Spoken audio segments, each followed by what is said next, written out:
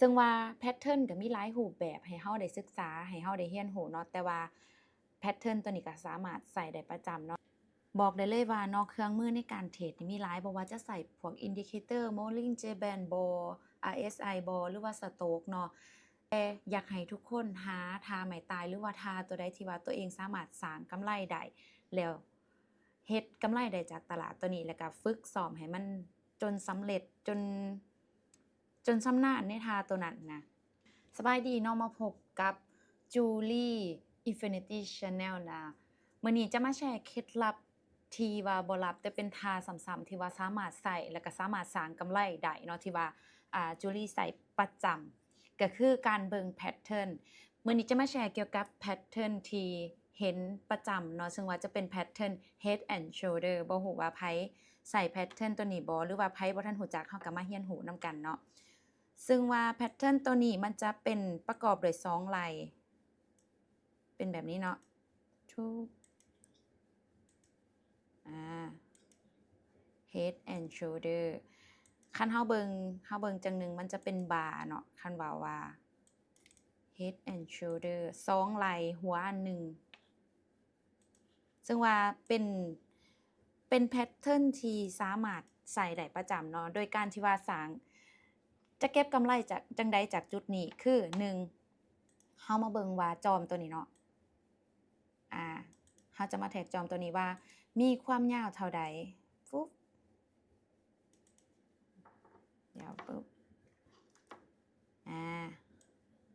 ปึ๊บนี่แม่นวิธีเก็บเนาะแล้วหลังจากมันหลุดไหล่ตัวนี้เฮาก็มาวางใส่เลย SLU เข้าออร์เดอร์อยู่ประมาณนี้เนาะบางเทื่อมันอาจจะขึ้นมา retest แต่ว่าสามารถวางขนาดนี้ได้ถ้าสมมุติว่าไผเป็นรูปแบบโครงสร้างของ Head and Shoulder สามารถเข้าออร์เดอร์แบบนี้ได้มาเดี๋ยวเรามาเบิ่งกราฟตัวจริงกันเนาะมาหาเบิ่งว่ามันอยู่จุดใดของกราฟซึ่งว่ากราฟตัวนี้มันจะอยู่ที่วันที่วันจันทร์นี่เนาะวันจันทร์วันที่อันนี้วันที่11วันจันทร์วันที่11ที่เทรดเลยเห็นก็ได้เข้าออร์เดอร์แบบเก็บแบบงามๆเลยเนาะตัวนี้ถามว่าไหล่มันอยู่ไสหัวมันอยู่ไสทุกคนเห็นภาพนำกันบ่ทุกคนเห็นภาพนำกันบ่เนาะเดี๋ยวเรามาเบิ่งนำกันมันจะเป็นจุดตัวนี้ไหล่ที่1เนาะ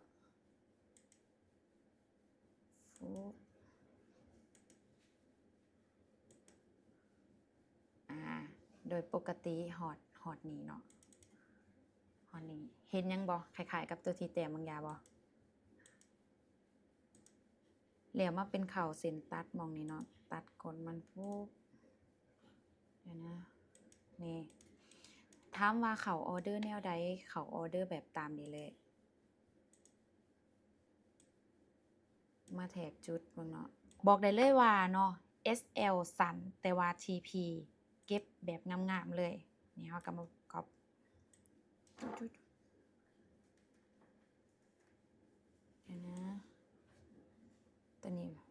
ปุ๊บพอดีเป๊ะเลยเนาะอันนี้แม่นเทคนิคทางง่ายๆที่ว่าใส่ซ้ำใส่ประจำโดยการเบิ่งแพตเทิร์นเนาะแพตเทิร์นก็มีหลายรูปแบบให้เฮาได้ศึกษาให้เฮาได้เรียนรู้เนาะแต่ว่า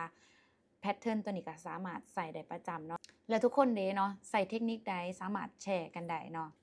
บอกได้เลยว่าเนาะเครื่องมือในการเทรดนี่มีหลายบ่ว่าจะใส่พวก Indicator Bollinger Band Ball RSI Ball หรือว่า Stochs เนาะแต่อยากให้ทุกคนหาท่าไม้ตายหรือว่าท่าตัวใดที่ว่าตัวเองสามารถสร้างกำไรได้แล้วเฮ็ดกำไรได้จากตลาดตัวนี้แล้วก็ฝึกซ้อมให้มันจนสำเร็จจนชำนาญในท่าตัวนั้นนะแต่ทุกคนเด้ใส่ท่าเทรดใดที่สามารถสร้างกำไรในตลาดนี้ได้คอมเมนต์แชร์ให้กันรู้แหน่เด้อ